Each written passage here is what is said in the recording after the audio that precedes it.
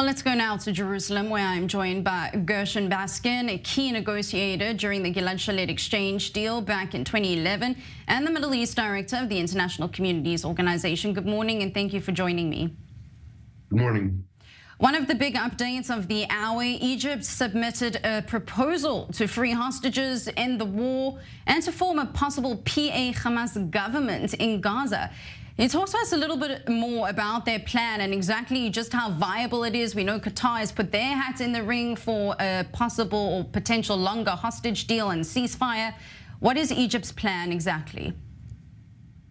Well, we don't have all the details of the Egyptian plan. What we understand is that it's a three-phase plan that would bring about a release of all the hostages, a long-term ceasefire, and some kind of more permanent arrangement in a post-Hamas Gaza.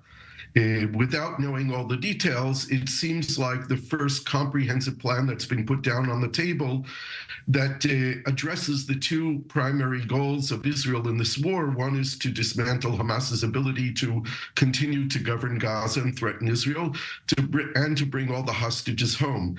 It's not 100% clear what is demanded from Israel in return. There are talks that the hostage deal includes an all for all, in other words, releasing all the hostages in phases and releasing all the Palestinian prisoners in Israel. It's not clear to what extent the government of Israel would be willing to engage on that basis. But nonetheless, the Egyptians are a very important negotiator here. They have a lot more experience in bringing about ceasefires between Israel and Hamas and Islamic Jihad.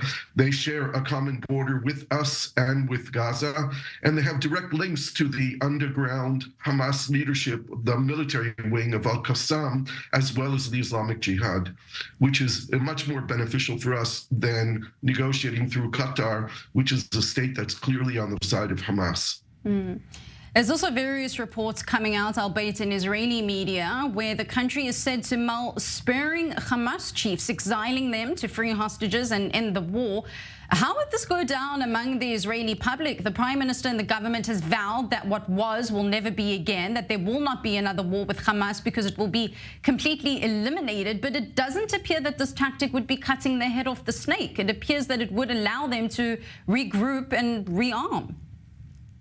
Well, I think it's also very unlikely that the Hamas leadership would agree to that. This is not Beirut of 1982, when the PLO leadership was shipped out of Beirut. It seems to me that the characters involved here in the leadership of the Hamas military wing are not going to surrender and not going to board any ship to leave Gaza to any other place. I know that Algeria has been suggested, as well as perhaps Tehran, but it seems very unlikely to me that Yahya Sinwar and his colleagues are going to surrender or lay down their weapons and go somewhere else. It's much more appropriate to look at their profile as people who are going to fight to the end, and more likely than not will be killed by Israel in battle while they're trying to kill Israelis. Now, Gershon, Israel's ambassador to the United States, Michael Herzog, said that Washington shares Jerusalem's goal of defeating Hamas, and that while Israel is interested in a potential deal to release, obviously, as many of its hostages as it can, it's unclear if the terror group will agree. It's not the first time that Hamas has refused some kind of a deal. Why is international pressure so rife on Israel, but where is the international pressure or the global pressure on Hamas to agree to a ceasefire if it so badly needs one? Well, there's very little effective international pressure that can be applied on Hamas. Hamas is not a state, not recognized and not part of international organizations. They're already sanctioned in various ways of trying to block money to their top officials. That has not been done enough, and it should be done more. But there's really no one who can effectively pressure Hamas to do anything that Hamas doesn't want. Hamas has stated, following the last prisoner exchange hostage deal, that they would not negotiate with Israel again until there's a full cessation of the war. This is not something that Israel is going to agree to until the aims of the war have been met. So we're kind of in a plunder of not knowing really how to proceed, and perhaps the Egyptian opening of a door to a possible negotiation is the way that we should go forward. We definitely need to talk with the Egyptians more and understand what they're proposing and understand whether or not there's any traction from Hamas on this deal. Then we can talk about the different ends. And while we're doing this, remember that the war is continuing.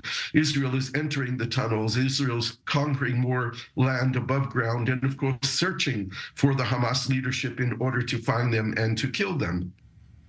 Gershon Baskin, a key negotiator during the Gilad Shalit exchange deal back in 2011 and the Middle East director of the International Communities Organization. Thank you so very much for joining me here this morning. Welcome.